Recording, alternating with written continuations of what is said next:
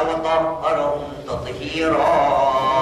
اللهم صل على أجمعين من الآن إلى قيام يوم الدين. أما بعد، أوصي نفسي أوصيكم بالتقوى، فإن خير الزاد التقوى. قال الله العظيم في كتابه: بسم الله الرحمن الرحيم: وتزودوا فإن خير الزاد التقوى واتقون يا أولي الألباب. آمنا بالله، صدق الله العلي العظيم. صلوا على محمد وآل محمد. اللهم صل على محمد وآل محمد. أما بعد، فقد قال الله العظيم في كتابه الكريم: وهو أصدق القائلين وقوله الحق. بسم الله الرحمن الرحيم: لقد كان لكم في يوسف وإخوته آيات للسائلين. آمنا بالله، صدق الله العلي العظيم وصدق رسوله الكريم، ونحن على ذلك من الشاهدين. رب اشرح لي صدري ويسر لي أمري واحلل عقدة من لساني يفقهوا قولي. صلوا على محمد وآل محمد. اللهم صل على محمد وآل محمد. أفضل وفاكم بالصلاة على محمد وآل محمد. اللهم صل على محمد وآل محمد. أفضل وجوهكم بالصلاة على محمد وآل محمد. اللهم صل على محمد وآل محمد. طيبوا أنفاسكم بأعلى أصواتكم بالصلاة على محمد وآل محمد. اللهم صل على محمد وآل محمد. Chers frères, avant 2 mois, 3 mois, donc au mois de septembre, octobre, novembre, et nous sommes déjà rentrés dans le mois de décembre. Donc à peu près avant 3 mois, j'ai discuté ici même, mais vous n'étiez pas présents. Voilà pourquoi aujourd'hui nous allons parler d'un sujet que certains d'entre vous ont déjà entendu. Mais comme le public est différent, ce même public aussi mérite le même message divin de la part d'Allah subhanahu wa ta'ala. Et donc aujourd'hui nous allons parler d'un besoin vital pour chacun d'entre nous. Peut-être nous ne l'annoncions pas, peut-être nous en faisons pas des déclarations à ciel ouvert, mais cela fait partie de la nature humaine. Nous n'y prêtons peut-être pas attention, or que cela nous tient à cœur.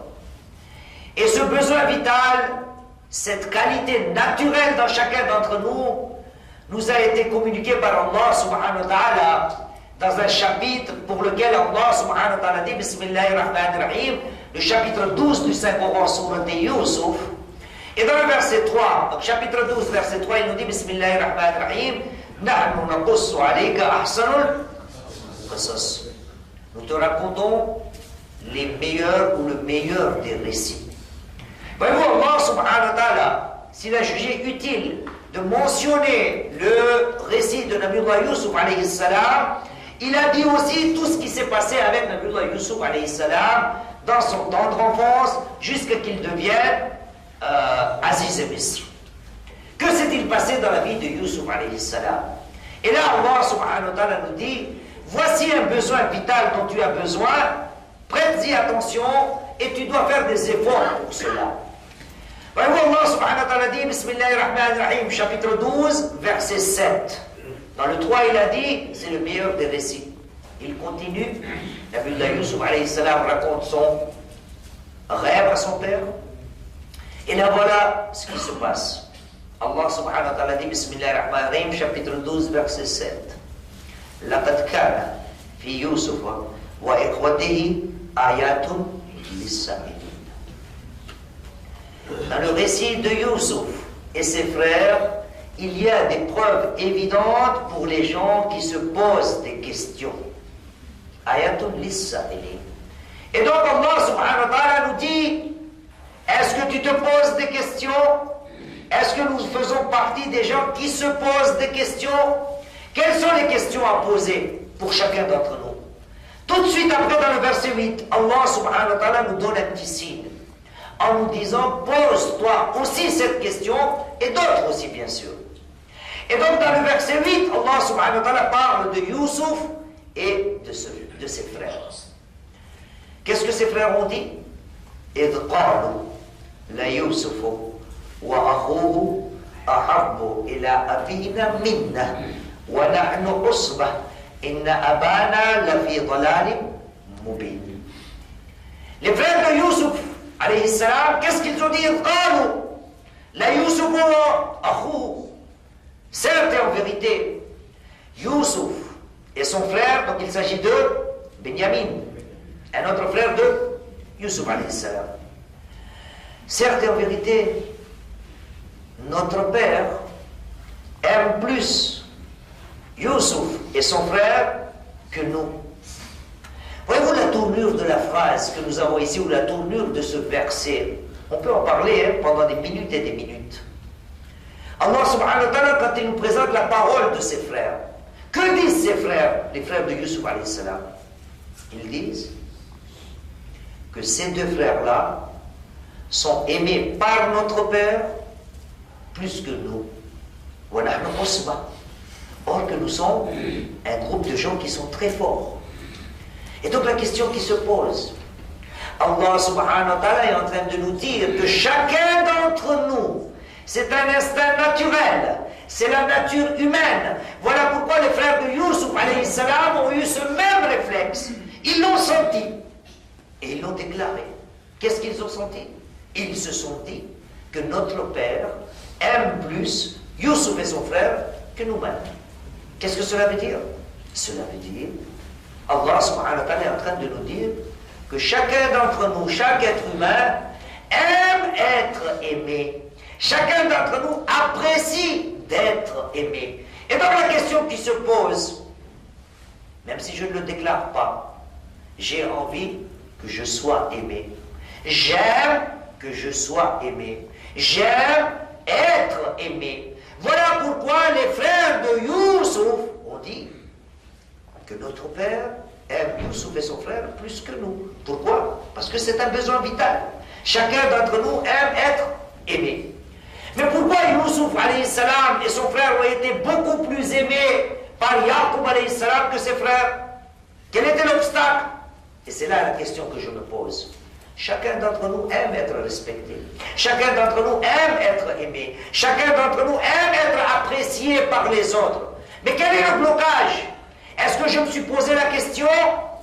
Est-ce que je suis aimé tout d'abord? Et si je ne le suis pas, quelle en est la cause? Quel est l'obstacle principal? Quand les gens ne m'apprécient pas, la réponse est dans le même verset. Allah subhanahu wa ta'ala dit que si Yaqub alayhi salam aimait plus Youssouf et son frère que les autres frères, parce qu'il se disait quoi? Et nous sommes un groupe de gens qui sont forts. Et parce que les frères de Youssouf alayhi salam étaient orgueilleux, étaient hautains, quel a été le résultat? Ils n'ont pas été appréciés ni aimés par Yaqub de la même manière que Youssouf et son frère. Donc petite leçon pour chacun d'entre nous. Pour être aimé, chers frères, c'est un instinct vital.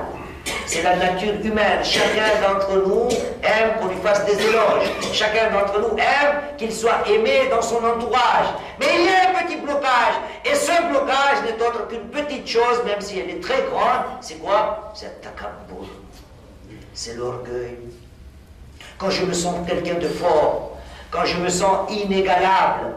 Et donc là, tout de suite après, les gens s'écartent de moi. Je ne suis pas apprécié par les autres. Or qu'Allah subhanahu wa ta'ala, dans ce même Coran, nous parle des gens qui sont ses serviteurs. Et parmi les qualités de ces serviteurs, il nous dit par exemple, Bismillah ar-Rahman ar-Rahim, dans le chapitre Surat al-Furqan, le chapitre 25 du Saint-Coran, verset 63, voici la première des qualités des serviteurs d'Allah subhanahu wa ta'ala. Il dit Bismillah ar-Rahman ar-Rahim, wa ibadur rahman, alladhina yamshuna ala al-ardi, hauna. وَإِذَا خَاطَبَهُمُ الْجَاهِلُونَ قَالُوا سَلَامًا. Les serviteurs du miséricordieux ne sont autres que ceux qui marchent humblement. Et donc, chers frères, pour être aimés, pour que nous soyons appréciés, car comme les frères de Youssouf, ils se sont dit, nous ne sommes pas aimés par notre papa. Et voyez-vous jusqu'où ils vont, on en a déjà parlé. C'est un nabi. C'est un prophète d'Allah subhanahu wa ta'ala. Mais ces gens-là, ou ces enfants-là, osent dire, et ils disent, Inna abana lafi dalalin mubin. Certes, en vérité, notre Père est dans un égarement évident. Il est Nabi. Il est le prophète d'Allah subhanahu wa ta'ala. Et pourtant, ses enfants, ses fils disent que notre Père ne comprend rien. Il ne sait pas apprécier les forces. Voyez-vous, quand quelqu'un n'est pas aimé, cela nous arrive. Allah subhanahu wa ta'ala nous l'apprend dans ce même chapitre. Qu'est-ce qui se passe? Quand on voit que quelqu'un d'autre est plus aimé que nous, selon la Muhammad ou Ali Muhammad,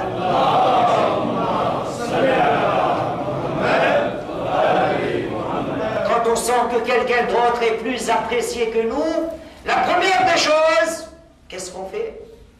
On essaie de diminuer la qualité de l'autre. On essaie de lui trouver des défauts pour que les gens, au lieu qu'ils se concentrent sur l'autre, qu'ils aient un regard sur nous. Pourquoi? Parce qu'on se sent humilié. On se dit non, moi je ne suis pas apprécié et l'autre est apprécié. Donc qu'est-ce qu'on va faire? On va faire un petit transfert. On va faire des transferts de défauts aux qualités. Et qui dit cela? Toujours le Coran. Alors voir ces frères, qu'est-ce qu'ils ont dit? Dans le chapitre 12, verset 9. Quand ils ont vu qu'ils ne sont pas aimés. Et là, attention. Nabiullah Yusuf, ce n'est pas par injustice qu'il n'aime pas. L'exemple parfait que j'ai donné est tout simple. C'est comme un professeur. Un professeur a un élève à qui le professeur donne une bonne note. Et un autre comme moi, qui ne fait rien à l'école, qui n'a même pas la moyenne. Et là, est-ce que j'ai le droit de dire que mon professeur ne m'aime pas? Non. C'est l'effort fourni par l'autre, c'est pour ça qu'il mérite la bonne note. Et c'est pareil pour Yusuf et ses frères. Et en plus de ça, l'histoire nous relate que si Yaqub alayhi salam avait beaucoup plus d'intérêt pour Yusuf et son petit frère Binyamin, bien tout simplement parce qu'ils étaient des orphelins. Ils étaient très petits, dont la mère était décédée dans sa jeunesse. Rahil, la mère de Yusuf et Binyamin. Et donc là, que font les autres? Quand ils voient qu'ils ne sont pas appréciés, ils essaient de transférer, sortir les défauts de l'autre, d'accord? Ou carrément le supprimer pour que l'attention se porte sur nous. Or que pour être aimé, la force ne marche pas. Les frères, ils ont dit, nous sommes forts.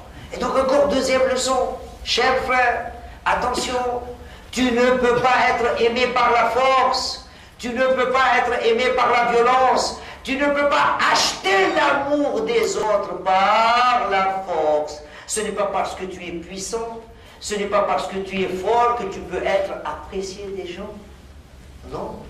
Les frères de Yusuf avaient ce problème. Ils étaient orgueilleux, ils étaient hautains, et donc ils n'ont pas pu acheter l'amour de leur père. Mais eux, ils se disaient, eux, ils se disaient, nous méritions beaucoup plus d'attention. Donc que faire? Le verset 9 nous le dit. Ils dirent,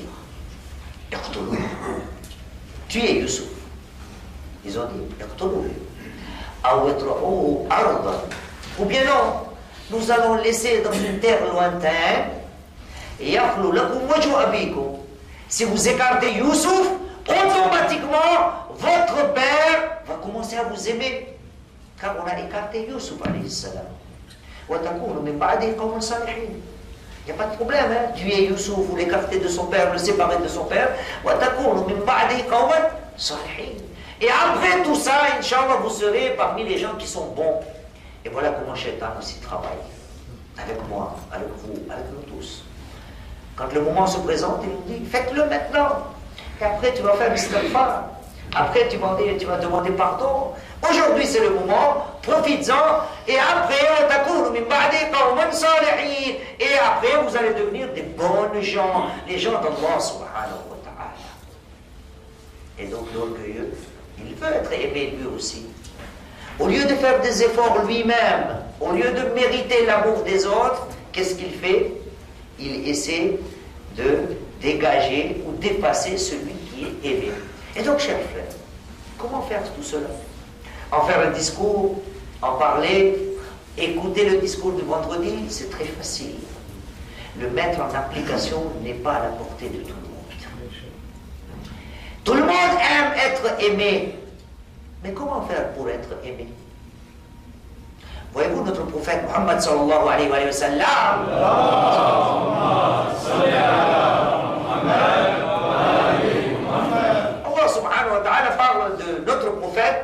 ses qualités à lui, comment les gens étaient tout autour du prophète. Les gens ne s'écartaient pas du prophète. Il avait une qualité, le prophète. Pourquoi? Il était humble. Il n'était pas autoritaire. Il n'était pas hautain. Il n'était pas orgueilleux. Allah subhanahu wa ta'ala parle. Il dit Bismillah ar-Rahman ar-Rahim, chapitre 3, verset 159. Il dit Bismillah ar-Rahman ar-Rahim, فَبِمَا رَحْمَةٍ مِّنَ اللَّهِ لِنْتَ لَهُمْ وَلَوْ كُنْتَ فَضًّا غَلِيظَ الْقَلْبِ لَانفَضُّوا مِنْ حَوْلِكَ.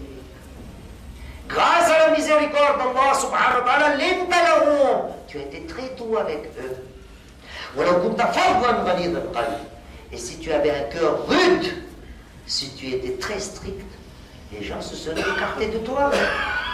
Le prophète était quoi? Il était doux, il était humble, et donc, résultat, il était entouré par les gens, il était aimé par les gens.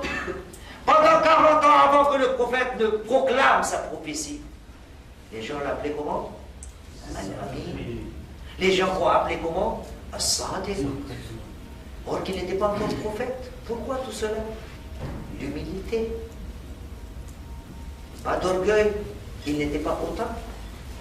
Et Allah subhanahu wa ta'ala parle dans le Saint-Coran. Salut à Muhammad wa ala Muhammad. Allahumma salli ala Muhammad. Que faire? Je répète, en faire un discours est très facile. Écouter le discours est très facile. La solution proposée est très facile. Mais le mettre en action, ou la mettre en action, n'est pas à la portée de tout le monde. Parmi les solutions, c'est notre premier imam, Imam Ali ibn Abi Talib alayhi salam.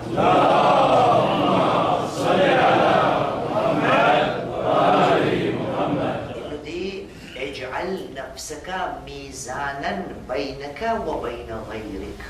اجعل نفسك ميزانا بينك وبين غيرك. Fais en sorte que tu sois l'unité de mesure entre toi et ton prochain. Nafsaka mizan. Essaie de faire que tu sois toi l'unité de mesure. La balance, toi deviens la balance. Ya Amir al-Mu'minin, que dois-je faire avec cette unité de mesure? Que dois-je peser sur la balance? Ej'al nafsaka mizanan baynaka wa bayna ghayrik. Première action. Ahib lahu ma tuhibbu li nafsik. Aime pour lui ce que tu aimes pour toi-même. C'est facile ça, dire. Est-ce que nous le faisons? Oui. Ça nous arrive très rarement. Aimer pour l'autre ce que nous aimons pour nous-mêmes.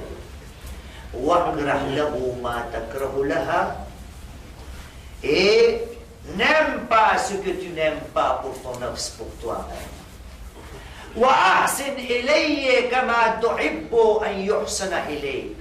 Et sois bienfaisant avec l'autre comme tu aimerais être, comme tu aimerais que les autres soient bienfaisants avec toi.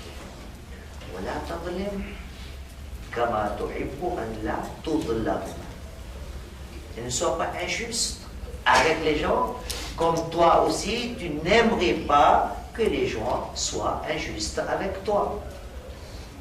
La solution est donnée. Mais est-ce qu'elle est facile? Elle n'est pas facile.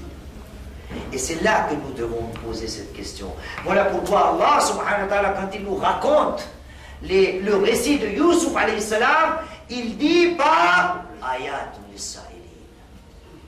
Il y a des preuves, il y a des signes pour qui? As-sa'ilin, ceux qui se posent des questions. Mais malheureusement, moi je ne me pose pas des questions. J'ai besoin que les gens m'apprécient. Je ne me pose jamais la question, est-ce que les gens m'apprécient ou non? Est-ce que je suis aimé ou non? Or que j'ai besoin de ça. Cela fait partie de la nature humaine. Et pour finir, parce que nous sommes à peine à 20 minutes, on va continuer un peu la discussion. Vous vous en souvenez, j'espère. Qu'un de ces jours, Salman al-Muhammadi, donc Salman al-Farsi alayhi salam, est venu voir notre premier imam, Imam Ali ibn Abi Talib alayhi salam.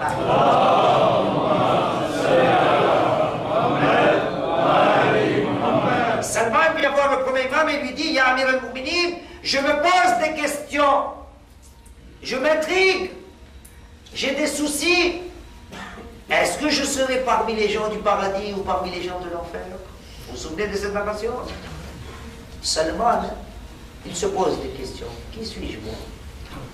Salman, il a des problèmes. Or que le prophète a dit, Ya Salman, le paradis t'attend. Et Salman, il se pose des questions. Ya Amir al-Mu'minin, je ne sais pas, est-ce que je serai parmi les gens du paradis ou de l'enfer?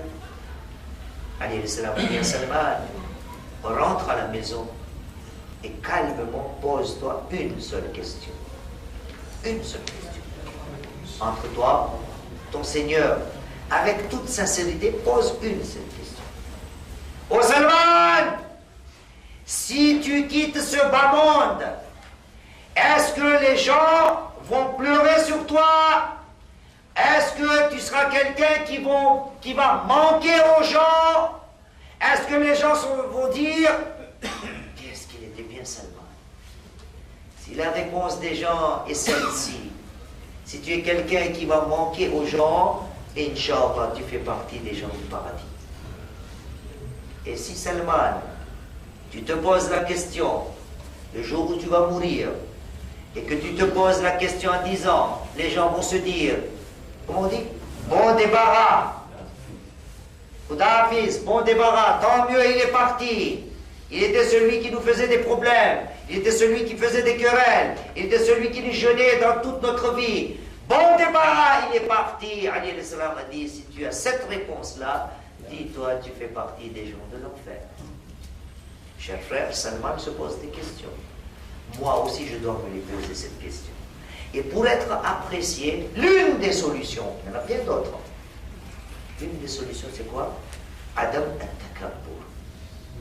L'orgueil, il faudra l'effacer. Être hautain, il faudra l'effacer. Al-Ananiya, comme nous on dit à Madagascar, je suis. L'ego. Si j'arrive à effacer l'ego, c'est moi le chef. C'est moi qui dirige la prière de vendredi. C'est moi qui fais le discours. Il a osé me parler comme ça. Il a osé me faire comme ça. Tout est parti en l'air. Tu ne peux pas être aimé si tu as un ego. Tu ne peux pas être apprécié si tu es hautain. Tu ne peux pas être des gens qui veulent t'accompagner dans la vie si tu as l'orgueil dans ta vie. C'est ce qui avait ton problème avec les frères de Youssouf. Ils se disaient, mais comment se fait-il que notre père ne nous aime pas? Nous sommes forts, nous. Ils étaient orgueilleux. Et donc, chers frères, demandons à Allah subhanahu wa ta'ala, l'humilité est une valeur tellement importante qu'Allah subhanahu wa ta'ala dit wa ibadur rahman. On peut parler beaucoup de temps. Allah subhanahu wa ta'ala n'a pas dit wa ibadullah. Il n'a pas cité son nom. Il a cité le nom Ar-Rahman, le miséricordieux.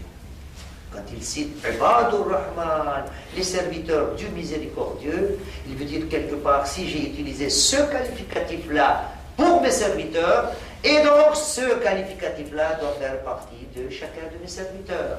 Il doit être miséricordieux, il doit être humble.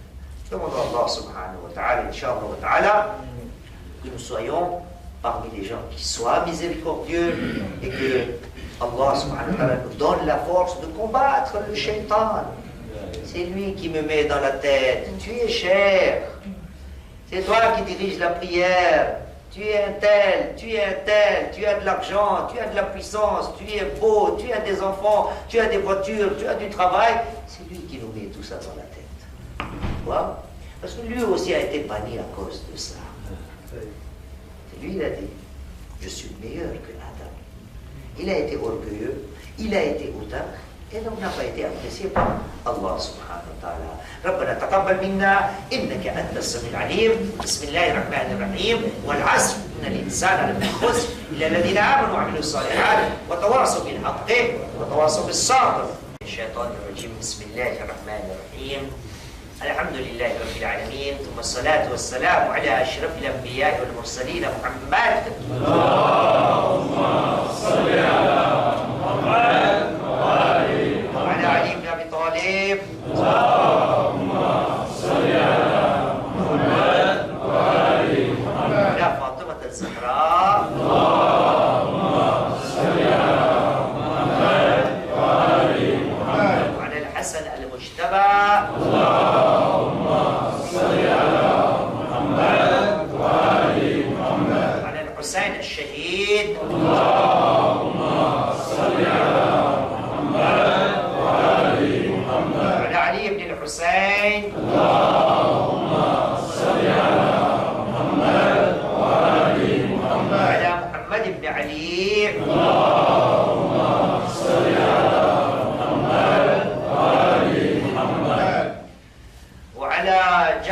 محمد. اللهم صل على محمد وآل محمد. على موسى بن جعفر. اللهم صل على محمد وآل محمد. وعلى علي بن موسى.